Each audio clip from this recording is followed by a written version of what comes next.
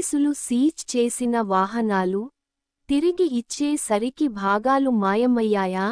మనమందరం చూస్తూనే ఉంటాం. పోలీసులు తనిఖీలలో భాగంగా బైక్లు, కార్లు, లారీలు, ఆటోలు ఇంకా ఇతర వాహనాలను సీజ్ చేస్తుంటారు.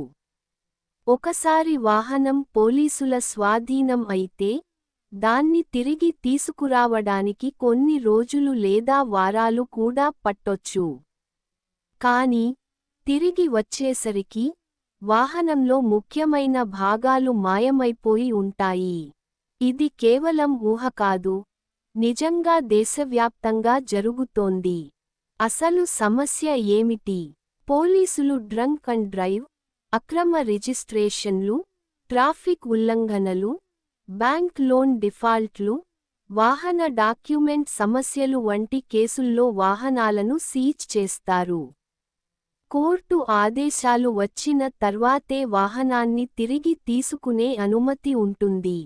కానీ పోలీస్ స్టేషన్లో ఉన్న వాహనాలు నిజంగా భద్రంగా ఉన్నాయా? కొన్నిసార్లు టైర్లు, బ్యాటరీలు, ఇండికేటర్లు, మిర్రర్లు, బ్రేక్లు, ఇంజిన్ పార్ట్స్ ఇవన్నీ మాయమైపోతాయి. కొత్త భాగాల స్థానంలో పాతవాటిని అమర్చే ఘటనలు కూడా జరుగుతున్నాయి.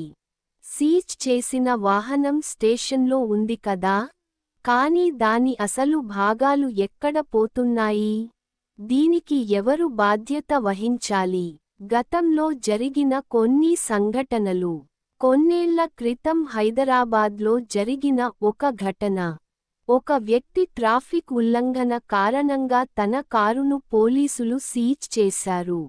వారం తర్వాత కారును తిరిగి ఇచ్చేసేసరికి దాని కొత్త టైర్లు, బ్యాటరీ, ఇన్ఫోటైన్మెంట్ సిస్టమ్ అన్నీ మాయమయ్యాయి. ఇంకొక కేసు, ఓ లారీ సీజ్ చేసి పోలీస్ స్టేషన్లో ఉంచారు. నెల తర్వాత తిరిగి ఇచ్చినప్పుడు ఇంజిన్ లోపల కొత్తగా అమర్చిన కొన్ని పార్ట్స్ పాతవాటితో మారిపోయాయి.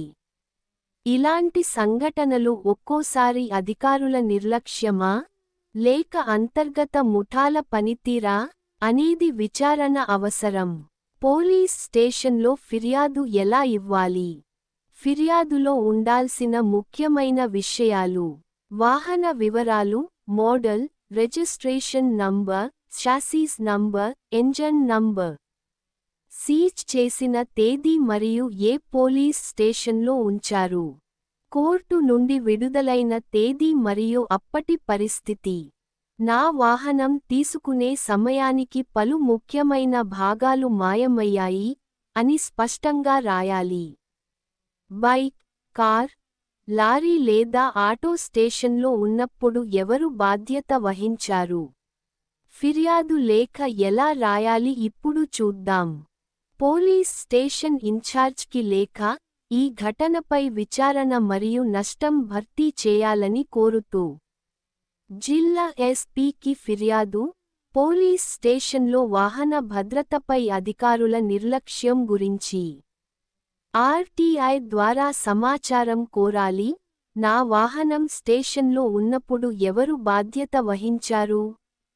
వాహనదారులకు నా సూచన: వాహనం తీసుకునే ముందు పూర్తిగా చెక్ చేయాలి.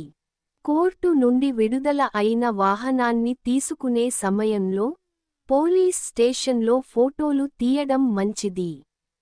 వాహనానికి నష్టం జరిగితే వెంటనే ఫిర్యాదు చేయాలి. ఇలాంటి ఘటనలు మళ్లీ జరగకుండా అవగాహన పెంచడం చాలా అవసరం. వాట్సాప్ 934,62,82,910 మీటర్లు సమస్యకు సరైన ఫిర్యాదు లేఖ కోసం. శివ లెటర్ యూట్యూబ్ మీ సమస్యకు సరైన లేఖల మార్గ